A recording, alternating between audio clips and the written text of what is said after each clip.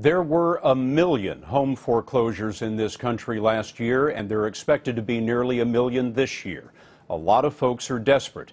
So we asked Anthony Mason to look for an innovative program somewhere that's keeping people in their homes. He found it in Boston, where a new kind of financial institution is buying foreclosed homes and selling them back to the original owners.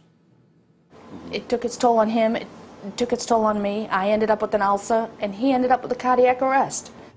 Monica and Mike Basilla's housing nightmare started like so many others, with foreclosure and the threat of eviction. When they foreclose and you got 80 people standing on. You had 80 people standing outside this house? Yes. Wanting to do what? Buy the house. Buy the house. But their story has a different ending.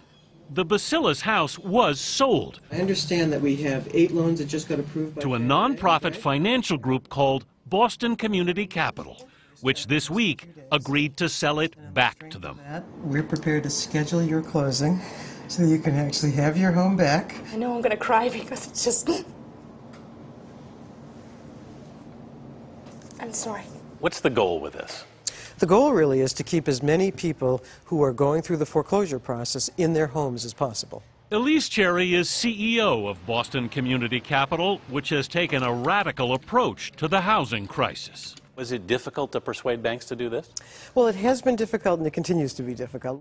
But here's how BCC is doing it. The Basillas had a $330,000 mortgage, but the value of their house plunged to $180,000. BCC bought the foreclosed property from their bank at that lower price and is selling it back to the Basillas for $233,000. That lowers their monthly payment by 25%. But this is not a charity. So I have the full tax return. BCC is financed in part by big investment funds that expect a return. You've put $1 million into this? That's just over, yes. Amy Dominy manages the Sustainability Group, a $1 billion fund for wealthy investors. My investors want to be part of the solution. That's what I attempt to give them. When they call and ask what's their portfolio doing, this is what they're talking about. BCC makes sure clients like the Basillas can afford the lower mortgage and have steady paychecks. Monica works at the State Department of Health.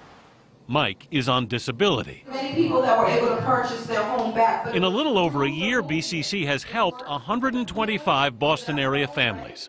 Only one has defaulted. There will be people who are paying their mortgages who see this and say, why should those people be helped? I'm hard-pressed to see how we're helped as a country by making more people homeless and putting more people out of their homes.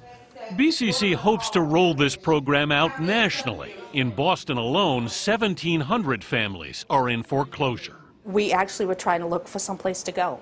But now Monica and Mike Basilla, who have 2 daughters and a son in the Marines, won't have to move. Today is a day that I've waited for the past 3 years. You feel like you can take the sign down now? Yes, I want to take that sign. There we go, it's done. After a 3-year fight to keep her house, Monica Basilla is finally home again. Okay, can I give you a hug? Yes. Anthony Mason, CBS News, Randolph, Massachusetts. Congratulations. Thank you.